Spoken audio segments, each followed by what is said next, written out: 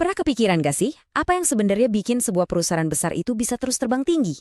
Jawabannya bukan cuma produknya yang keren, tapi ada sesuatu yang lebih mendasar yang ada di balik layar. Nah, hari ini kita bakal bongkar ruang mesinnya, manajemen keuangan. Inilah jantung strategis yang jadi penentu hidup matinya sebuah bisnis. Oke, ini dia peta perjalanan kita. Pertama, kita pahami dulu apa itu jantung perusahaan.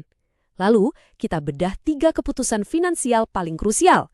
Setelah itu, kita intip cara ngecek kesehatan keuangan. Terus, kita cari tahu apa sih tujuan akhirnya. Dan yang paling penting, apa pelajarannya buat kita semua. Langsung aja kita mulai. Oke, kita masuk bagian pertama, jantung perusahaan. Gini, banyak orang mikir manajemen keuangan itu ya sama aja kayak akuntansi, cuma soal catat-mencatat angka. Tapi itu keliru banget. Akuntansi itu ibaratnya lihat kaca spion, mencatat apa yang udah terjadi. Nah, kalau manajemen keuangan itu lihat ke depan. Ini soal nentuin arah dan strategi. Jadi, coba kita pikirin. Selain punya produk yang bagus, apa sih yang benar-benar bikin perusahaan itu tetap hidup bahkan terus tumbuh? Jawabannya ada di cara mereka memainkan permainan uang. Bukan cuma sekedar bayar tagihan ya, tapi soal keputusan-keputusan besar yang bahkan nentuin nasib perusahaan ini 5, 10, bahkan 20 tahun ke depan. Jadi, inilah definisi resminya. Anggap aja manajer keuangan itu kayak arsitek.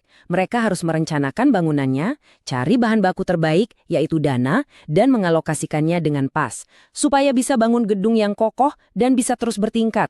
Bukan cuma rumah yang bisa berdiri buat hari ini doang. Ini perpaduan antara seni dan ilmu pengetahuan. Sekarang kita masuk ke bagian yang paling seru nih, ruang mesin bisnis. Percaya atau enggak, semua kerumitan di dunia keuangan itu sebenarnya intinya cuma berpusat pada 3 keputusan kunci. Cuma 3. Yuk kita bedah satu persatu. Coba bayangin ini sebagai sebuah siklus yang nggak pernah berhenti. Pertama, gimana caranya dapat duit? Pendanaan. Kedua, duitnya mau dipakai buat apa? Investasi. Ketiga, kalau udah untung hasilnya mau diapain? Dividen. Siklus ini terus berputar, dan tujuannya adalah bikin putarannya makin lama makin kuat. Oke, keputusan pertama, pendanaan. Duitnya dari mana? Gampangnya, ada 2 jalan utama. Pertama, ibaratnya jual potongan kue perusahaan, yaitu jual sebagian kepemilikan ke investor. Ini namanya ekuitas. Jalan kedua, pinjem duit tetangga, yaitu minjem dari bank atau nerbitin surat utang. Nah, nyari campuran yang pas antara 2 ini, itu seninya. Nah, setelah duitnya ada, saatnya buat keputusan investasi. Duitnya mau dipakai buat apa? Sebagian dipakai buat bensin harian, biar operasional jalan terus, bayar gaji, beli bahan baku. Nah, sisanya dipakai buat bangun pabrik baru, beli mesin canggih, bangun gedung, pokoknya semua yang bisa menghasilkan lebih banyak uang di masa depan. Dan kita sampai di keputusan ketiga, dividen. Setelah kerja keras dan dapat untung, duitnya mau diapain?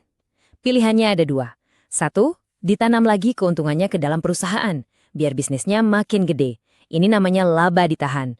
Atau 2, bagi-bagi hasil panen ke para pemilik atau pemegang saham. Dua-duanya punya konsekuensi strategis yang beda. Oke, 3 keputusan tadi udah dibuat. Tapi pertanyaannya, gimana kita tahu semua keputusan itu bagus atau enggak? Nah, disinilah kita perlu ngelihat rapor perusahaan. Ada 3 dokumen utama yang jadi rapor kesehatan finansial sebuah bisnis. Bayangin gini deh, neraca itu kayak foto KTP keuangan perusahaan pada satu waktu tertentu. Apa aja hartanya, apa aja utangnya.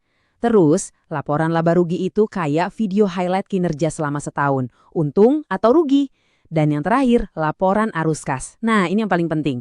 Ini kayak kita ngintip mutasi rekening banknya, duit yang beneran masuk dan keluar.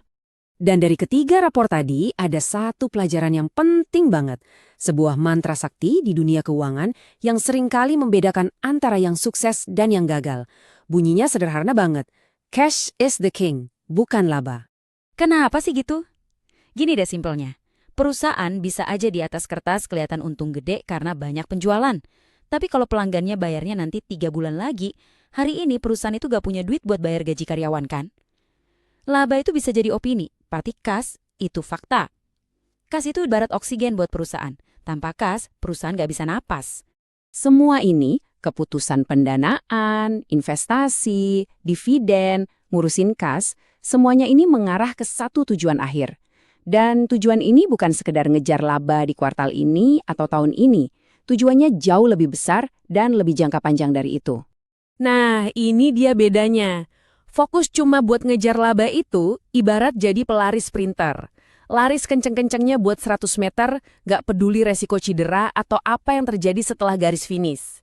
Sebaliknya, fokus ke nilai perusahaan itu kayak jadi pelari maraton. Dia bangun stamina buat jangka panjang, memperhitungkan setiap resiko di jalan, dan tujuannya adalah garis finish yang masih jauh di depan. Jadi, apa sih nilai perusahaan itu? Gampangnya, ini adalah harga yang rela dibayar orang buat beli seluruh perusahaan itu hari ini juga. Harga ini mencerminkan seberapa besar kepercayaan pasar terhadap kemampuan perusahaan untuk terus menghasilkan kas di masa depan. Inilah tujuan akhir dari semua permainan strategis ini. Jadi setelah kita bahas semua ini, apa sih poin terpenting yang bisa kita ambil dan bawa pulang? Pelajarannya adalah ini, manajemen keuangan itu bukan garis lurus dari A ke B. Ini adalah sebuah roda yang terus berputar, atau yang sering disebut virtuous cycle. Keputusan finansial yang bagus akan menciptakan nilai. Nilai yang lebih tinggi bikin perusahaan lebih kuat, yang artinya dia punya lebih banyak pilihan buat bikin keputusan yang lebih bagus lagi di masa depan. Rodanya berputar makin cepat, menciptakan momentum yang sulit dihentikan. Dan pertanyaan terakhir ini buat Anda. Coba lupakan sejenak perusahaan-perusahaan raksasa.